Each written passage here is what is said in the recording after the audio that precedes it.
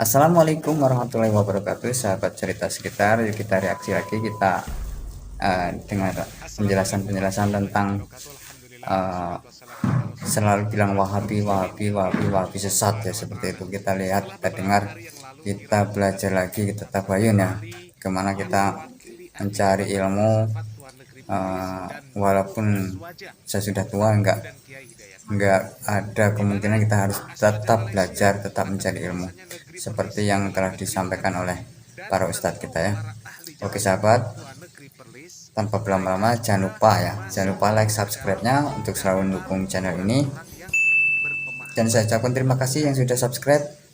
Saya doakan banyak rezeki, dimudahkan segala urusan dunia dan akhirat ya. Amin ya robbal alamin. Dan yang belum subscribe, monggo di subscribe. Dan langsung saja yuk kita ikuti video yang kita reaksi.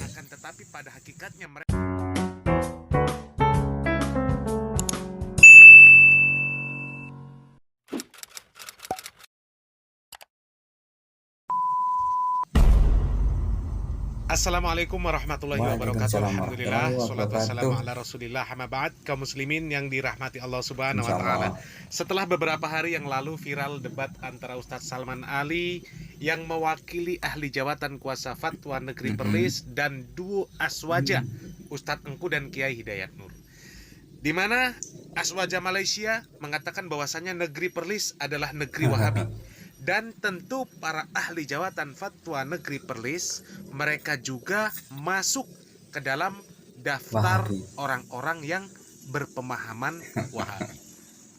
Meskipun orang-orang Aswaja yang diwakili oleh Ustadz Engku dan Kiai Hidayat Nur tidak berani terang-terangan mengatakan bahwa negeri Perlis dan juga daftar-daftar nama yang dibuat sebagai Wahabi, akan tetapi pada hakikatnya mereka menganggap bahwa negeri Perlis dan orang-orang yang ada di daftar tersebut mereka adalah Wahabi.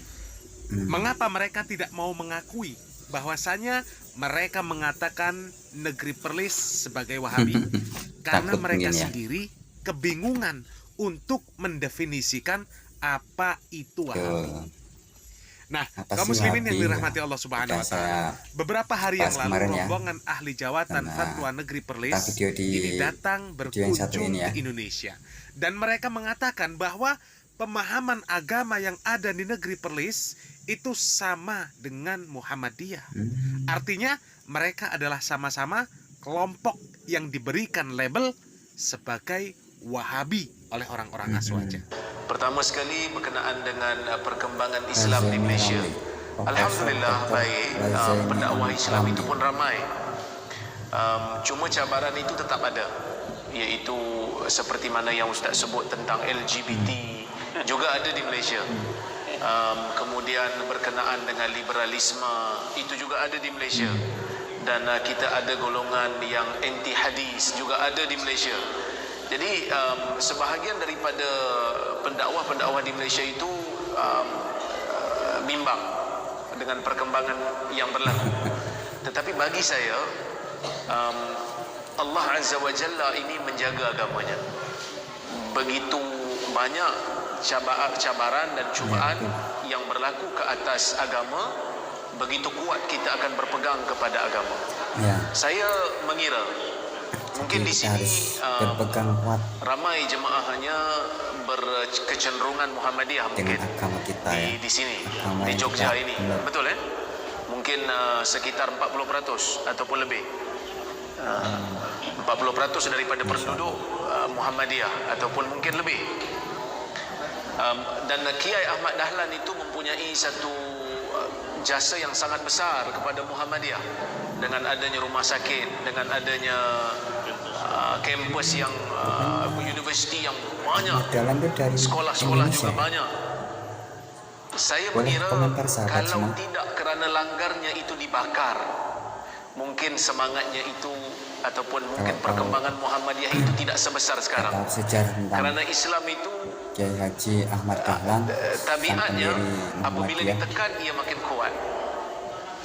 Jadi perkembangan dakwah di Malaysia itu baik, pendakwahnya itu ramai, bahkan ada rancangan televisyen lagi untuk melatih penceramah, melatih pengkuliah.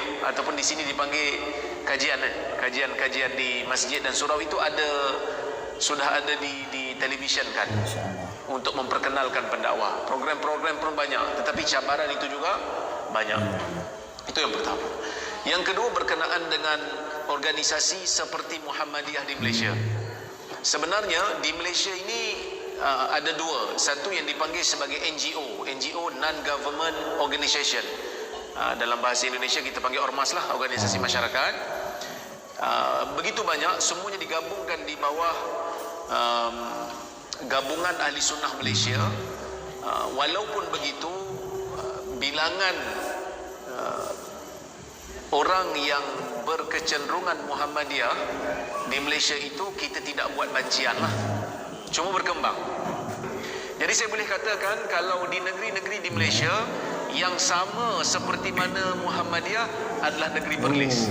Jadi sebab itu kami daripada delegasi negeri Perlis ini hadir ke Muhammadiyah ataupun hadir ke Jogja pada hari ini nak berjumpa dengan sahabat-sahabat yang lebih berpengalaman di Muhammadiyah. Tetapi negeri-negeri yang lain itu lebih kurang sama seperti NU lah. Lebih kurang sama seperti NU yang bermadhabnya Syafi'i.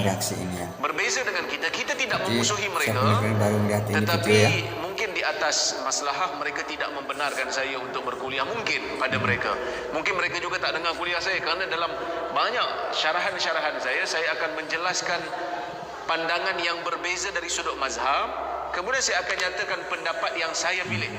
Ini seperti tarjih majlis tarjih Muhammadiyah, tetapi itu mungkin menimbulkan rasa kurang senang di kalangan otoriti agama, kerana mungkin sukar untuk mereka nak mentadbir sebuah negeri bila ada yang berkunut, ada yang tidak berkunut. Sedangkan kita tidak pernah suruh orang untuk lawan apa yang telah diputuskan oleh kerajaan. Cuma kita minta supaya berlapang dada. Seperti mana orang-orang NU dan juga otoriti di Malaysia bila pergi ke Mekah dan Madinah boleh salat subuh di belakang imam Masjidil Haram walaupun tidak berkunut. Seperti itu jugalah kita kalau bersalat di masjid NU, bersalat di masjid negeri Perak ataupun negeri Johor, kita pergi imam berkunut, saya juga berkunut. Cuma kita tidak setuju perbezaan itu menjadi ruang untuk mencaci, memecah belah, memaki hamun. seperti itu.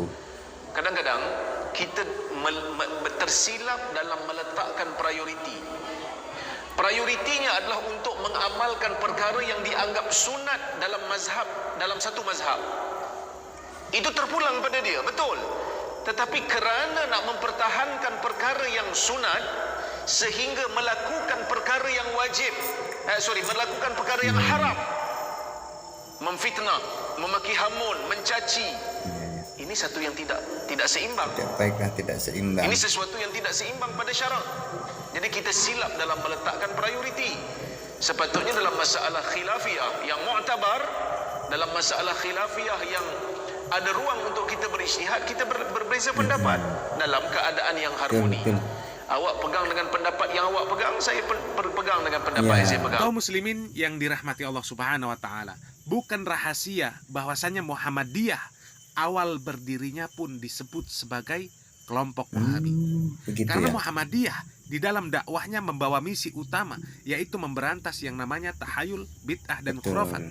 Di mana perkara-perkara TBC tersebut itu menyebabkan rusaknya akidah umat Islam. Bahkan penyebab terbesar terjadinya kesyirikan. Dan mayoritas masyarakat pada saat itu begitu kental dengan pengamalan TBC, sehingga mereka terganggu dengan adanya dakwah Muhammadiyah.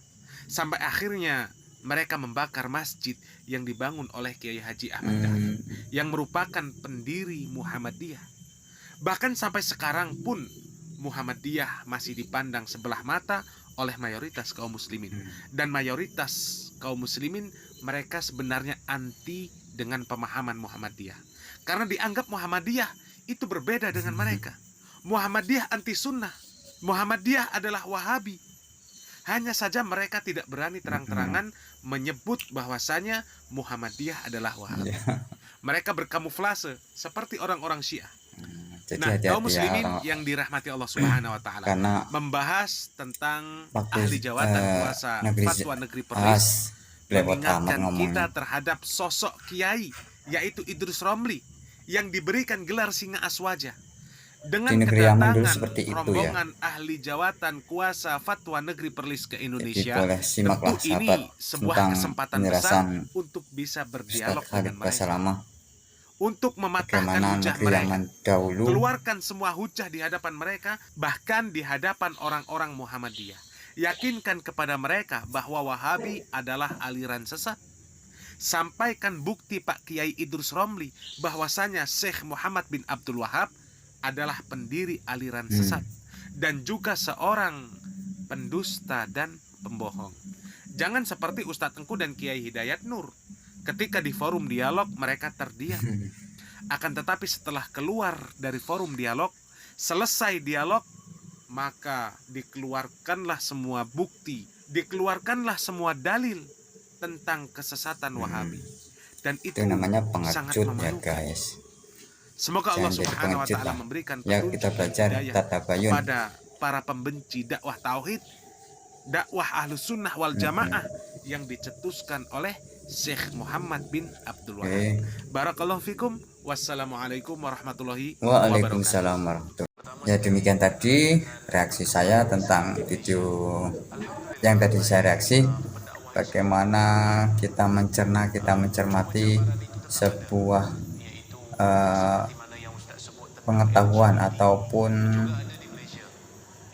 ilmu ya, ilmu untuk kita belajar terus dan belajar terus untuk menjadi yang lebih baik, dan jangan selalu mengkafir-kafirkan atau menyesat-nyesatkan yang tidak sepaham dengan Anda ya. Jadi sahabat, terus dukung channel ini agar tidak ketinggalan dengan video-video terbaru, yaitu dengan cara klik tombol subscribe dan jangan lupa aktifkan notifikasinya agar terus update dengan video-video saya.